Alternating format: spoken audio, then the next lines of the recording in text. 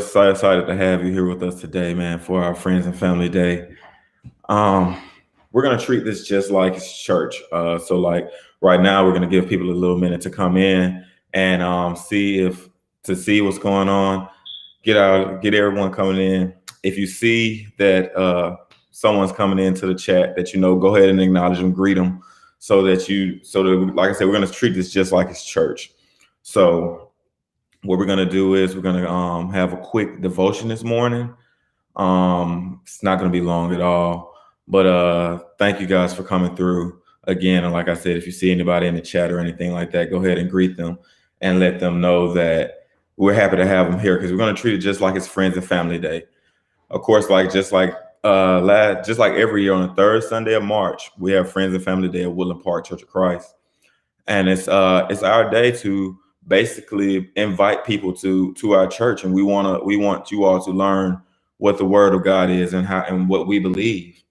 So right now, like I said, we're gonna basically just let everybody come in, and if you see somebody that you know, go ahead and greet them, let them know that you're glad that they came. Give it a couple minutes for that to happen. You all caught me during my coffee time.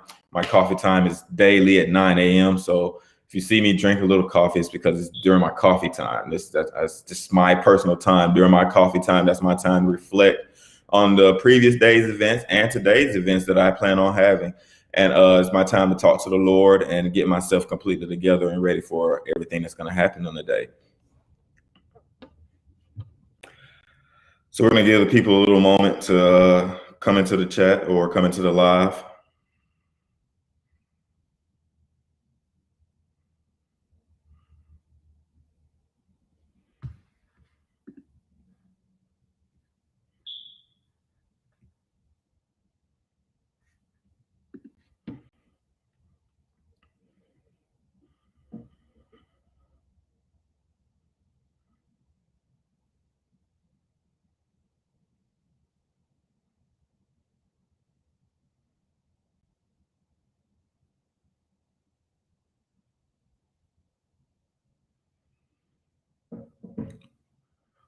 So yeah, like I said, this is my coffee mug.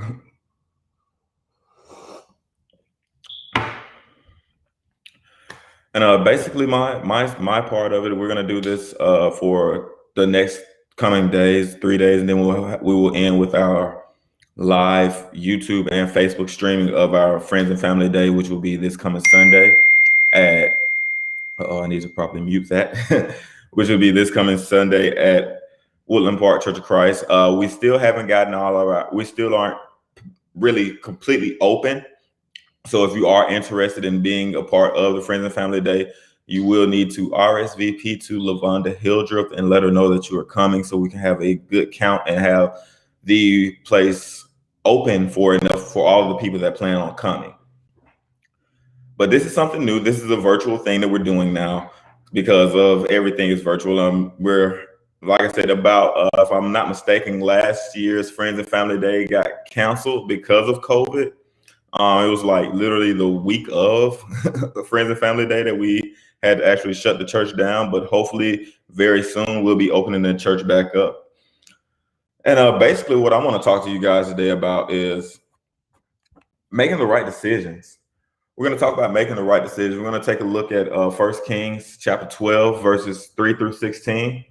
And while I'm here right now, I'm going to read it to you guys, which we're talking about Rehoboam and Jeroboam. So it says that the leaders of Israel summoned him, and Jeroboam and the whole assembly of Israel went to speak with Rehoboam. Your father was a hard master, they said. Lighten the harsh labor demands and heavy taxes that your father imposed on us.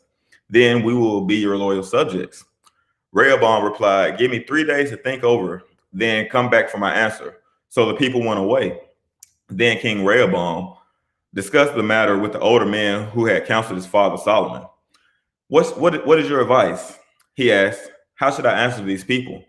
The older counsel replied, if you're willing to be a servant to these people today and give them a favorable answer, they will always be your loyal subjects.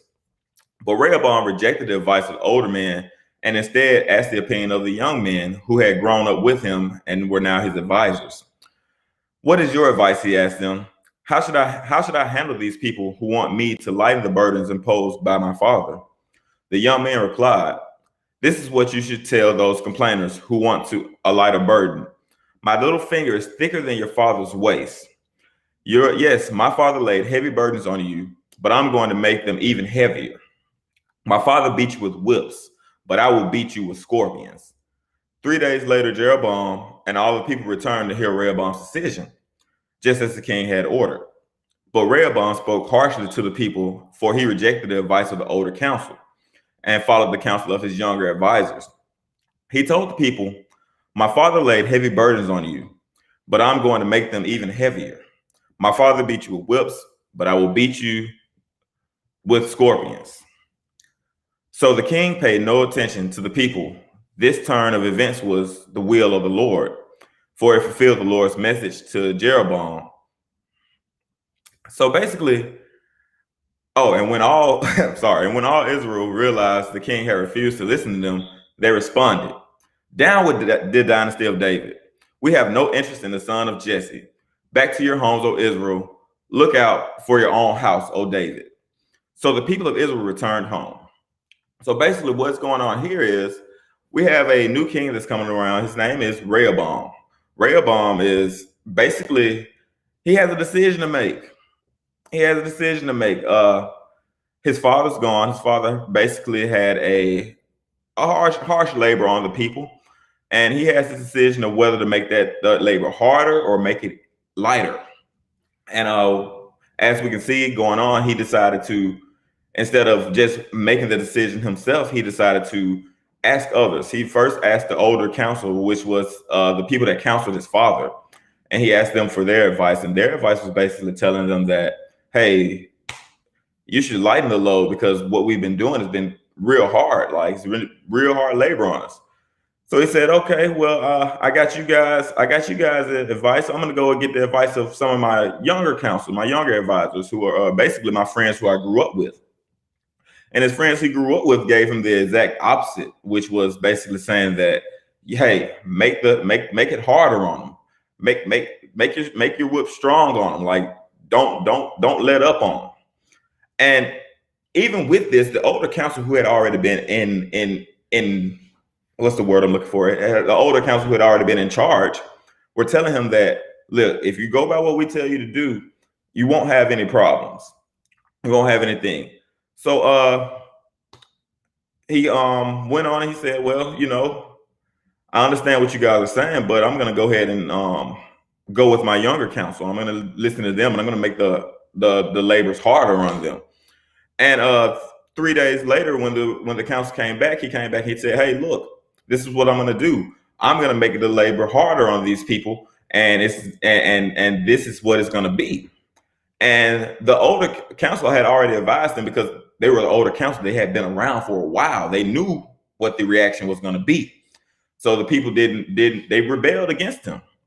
And what the gist of this is that with the rebellion is that sometimes we have to understand as people that our actions have reactions, our causes have effects, and our decisions have consequences. We also have to look at the advice that we receive from others in our planning stages. We all know that God has given us free will to do what we want in our daily walk with the Lord. So with that being said, what works for you might not work for everyone else. Like, people's mind frame and mindset changes daily. So basically, when you say that, like yesterday morning, I might have wanted bacon for breakfast. Today, I might want sausage. People change daily. You have to be able to apply those changes with the people. So when you're in your walk with the Lord, your decisions have consequences, and you want to make the best decisions at all times, because those consequences can either go from what I like to call 1 to 100.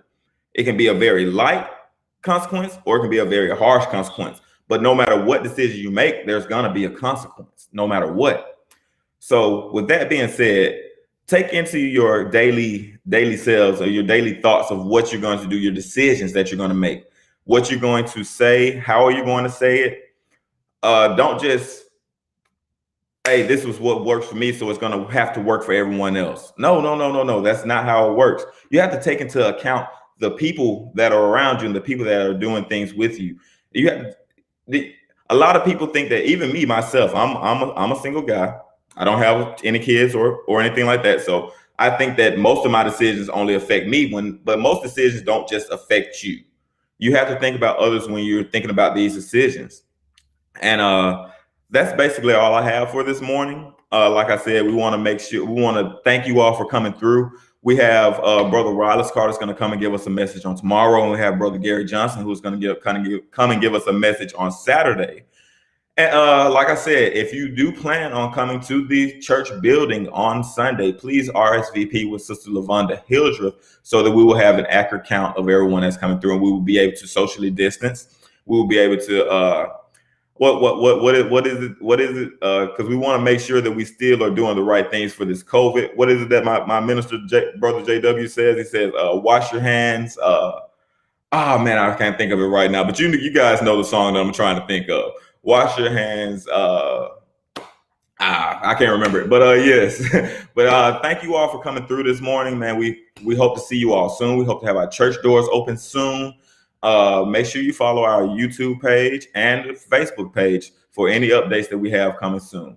Thank you guys for coming through, man. God bless you, and we'll see you soon.